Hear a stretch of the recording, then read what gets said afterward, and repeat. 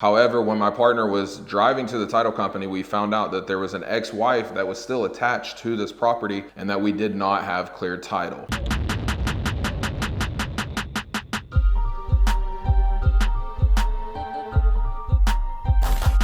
What's up, guys? Welcome back to the channel. My name is Derek, aka Flippingahouse, and today we're going to be live in the field and I'm going to be breaking down one of our latest flip purchases. We're here on the southeast side of Houston, Texas, and I'm going to be breaking down not only our latest flip but a problem deal, because there were so many things that we had to overcome to even get this property to the closing table. On top of that, the house has been sitting vacant for over 5 years now, which is crazy. The home flooded in Harvey, so we'll get into all of these things, talk about the good, the bad, the ugly, and everything in between, but let's get into it. All right, so the first thing that you need to understand about flipping a flooded property is you got to find the deal. So the way that we found this property was actually through a good friend of mine who has been in real estate for a few years. He introduced me to a realtor, and I was actually flying back from Chicago, but I took the call and I'm so happy that I did. But he was telling me about this property, the situation, and the current situation was that the home was rented out, and it's going to be crazy to think about that when I show you guys the pictures of what it looked before, because we're about halfway through the flip process on this home. But they needed to sell quick. They were in foreclosure. The home was going to auction in a week, and they were looking to get $150,000 for the property. Now, because we've done flips in this area, I understood the market, and I knew that that asking price was already too high given the situation that the home has been sitting flooded since Harvey, which was over 5 years ago. So when I hopped on the phone with the realtor, I explained to her very quickly that I wouldn't be able to get near her $150,000 asking price. I was able to find out what the mortgage was owed, which I think it was around $115,000. And I also let her know that I could close quickly, but I would look into it and get her number. So I looked at the property. I understood that given the condition that I needed to be in the 130s. So my offer to her was $130,000. When I called her back, she let me know that they wouldn't be able to do that number, but that they could probably do $140,000. Long story short, we ended up agreeing to $135,000 if I was able to close within a week. And the beautiful thing about this, and you always ask this to realtors, is who's paying your commission? So at the time, she was actually getting double commission because she was helping the seller sell this property and helping him with a new property. So I think she was getting like 6% commission, but because she was a hustler, some issues did come up and she worked through them, which I really want to talk about, because when we buy these off-market properties, you have to have what is called a clear title commitment. And that just means that there are no liens, there's no debts, there's nothing against the property that could keep you from purchasing the home. Now, it's very important that you buy a home with clear title and title insurance, but when it's a foreclosure situation, it's even more important because you're on a shorter timeline. So you need to have a good title company that can get these things done and understands the foreclosure process. Now, originally when we went through the process, we thought that we had clear title. My business partner was actually on the way to close the deal on the Thursday before. However, when my partner was driving to the title company, we found out that there was an ex-wife that was still attached to this property and that we did not have clear title. And in that moment, guys, I'm not gonna lie, I thought the deal was dead. I've seen this happen a lot of times. We had basically a day and a half to find this lady that had been missing for 10 plus years. Now, once again, this is why it's so important to work with people that understand people, processes, and what it takes to get a deal done when it comes to off-market deals, because even though we're getting these homes so cheap, there's a reason why. There's always problems, there's always issues, and the average realtor isn't going to go through that process, nor do they care enough to be able to get the deal done. But in this situation, the realtor actually got very creative. She calls me up the next morning and she told me, I have a solution. I'm going to be able to find the wife, I'm going to hunt her down, and I'm going to file a temporary restraining order, which will then delay the foreclosure process and give us at minimum 30 days to figure out how to get clear title on this property. So on Monday, the realtor called me back and told me that she had actually found the wife over the weekend using a skip tracing software where she found the lady agreed to sign over her rights, which is crazy, but she just wanted nothing to do with the house. So we were able to get that done, but I told her, hey, we're not gonna be able to close today. I wanna make sure that the home is actually stopped from the foreclosure by the TRO, or the temporary restraining order, which it was, and then we were able to move forward and close the following Friday. But I think it's so important that you guys understand that you need to make sure you have clear title. You need to have strong people on your team that is able to understand the process and be able to get these deals closed, because it's a lot of moving parts. It's almost like herding cats when it comes to closing real estate transactions, especially with off-market deals, because like I said before, there's always problems with these homes, which is why we're able to get them at such a discount. Now, because the home had so much equity, I don't think I told you guys, but this home is actually worth around $240,000 to $250,000, which gave us over 100 grand in equity to be able to come in, rehab this property. Now we'll go through and do a walkthrough in just a second, but we're going to end up spending around $40,000 to $45,000 when all is said and done. So it's going to be a really good deal for us.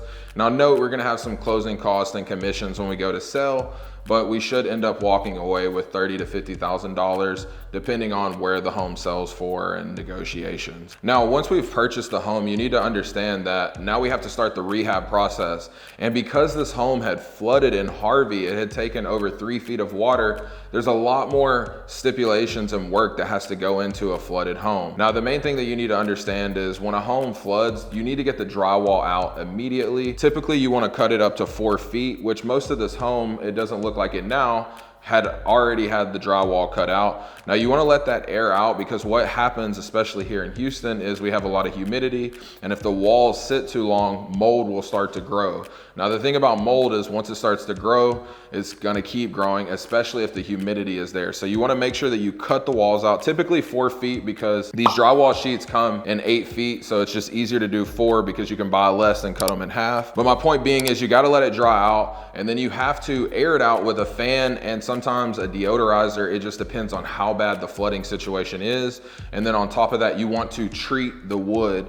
Now, a lot of people do the easy way and they just spray it with bleach, but there are other solutions that are stronger that will kill all of the mold on the wood and make sure that when you put these walls back up, you're not going to have the issue of mold growing through. On top of that, you need to make sure that the studs are actually in good condition, because a lot of times if the water has sat too long, this wood will actually be no good as well. So these are all types of things that you have to think about when you're gonna flip a flooded property.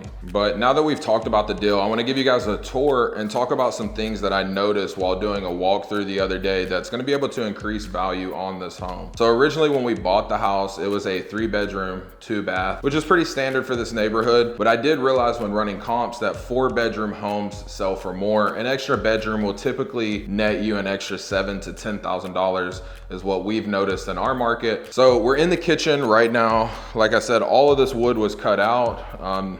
We're gonna be adding cabinets all around here, and then it's gonna come out in an L. As you guys can see, the gas line is here.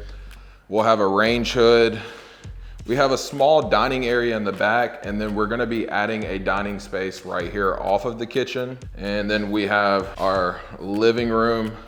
As you would say, this house doesn't have a fireplace, which is pretty rare in Houston, but that's one less problem that we have to deal with. But the main thing that I want to point out is really this front room, and I'm gonna tell you guys why. All right, so when I was at the property the other day though, guys, I really noticed an opportunity to be able to add value to this home, like I mentioned before. So originally this front room connected to the other dining area, and it was just a lot of useless space. I mean, we have a living room, there's dining space at the end of the kitchen. So my thought was, how about we add this back side of the room, we put a wall down the middle, we add that as a dining room, open it up a little bit more in the kitchen. We'll add a closet here, right? Because to be considered a bedroom, you have to have a closet and a window.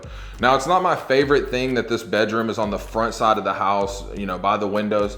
But you have to understand that when you're flipping a house, you're not gonna be living here. We need to think about functionality and how can you get the most out of a house. And this is one of the ways, and we've done this multiple times. Even in certain areas where we have homes that don't have HOAs, you can usually turn a garage into a bedroom and possibly add a bath.